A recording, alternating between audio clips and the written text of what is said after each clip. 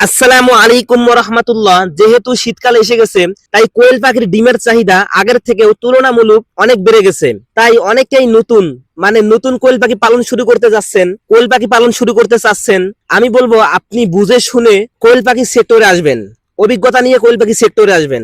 আপনি যদি কোয়েল পাখি পালন করতে চান, তাহলে অবশ্যই আপনাকে সম্পূর্ণ অভিজ্ঞতা নিয়ে কোয়েল পাখি সেক্টরে আসতে হবে। তার কারণ আমি যখন প্রথম কোয়েল পাখি পালন শুরু করি, মানে 100 কোয়েল পাখি এক ভাইয়ের কাছ থেকে অর্ডার করছিলাম, যখন এক সপ্তাহ পর আর কি আমি যখন আস্তে আস্তে বুঝতে শুরু করি, তখন সেই সময় আমি পাখিগুলো আলাদা করি।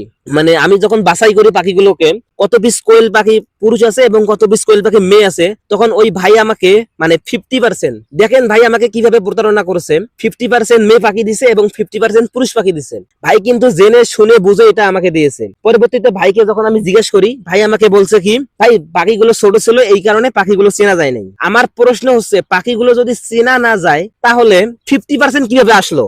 আমার প্রশ্ন হলো এখানে 50% কিভাবে আসলো?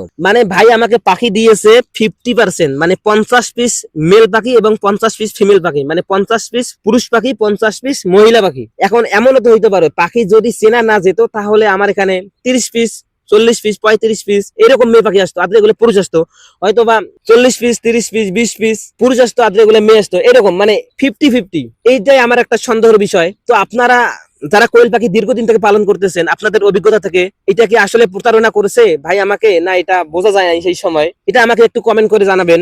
এই ভিডিওটা করার উদ্দেশ্য হচ্ছে, যেহেতু শীতকাল এসে গেছে, ডিমের চাহিদা অনেক বেড়ে গেছে, সকলেই কোয়েল পাখি পালন করতে চাচ্ছেন, কোয়েল পাখি পালন করবেন। আপনারা যারা কোয়েল পাখি পালন শুরু করতে চাচ্ছেন, আমি বলবো আপনার আশেপাশে খামার থেকে অথবা আপনার অভিজ্ঞ একজন বিশ্বস্ত মানুষের কাছ থেকে সবকিছু বুঝবেন, আগে ভিতরে একটা অভিজ্ঞতা নেবেন, সবকিছু জেনে শুনে তারপর কোয়েল পাখি সেক্টরে আসবেন। তাছাড়া এই সারা দেশে কোয়েল পাখি সেক্টরে এত পরিমাণে যে বাটপারি হয়, যারা নতুন কোয়েল পাখি পালন শুরু করে, তারা কিন্তু কিছুতেই এটা ধরতে পারবে না এবং বুঝতে পারবে না। তাই আমি বলবো, কোয়েল পাখি যারা পালন শুরু করবেন, সবকিছু বুঝে শুনে বিশ্বাসী একজনের কাছে কোয়েল পাখি ক্রয় করবেন, যেন আপনি প্রতারণার শিকার না হন। আশা করি ভিডিওটি দেখে উপকার হয়েছে।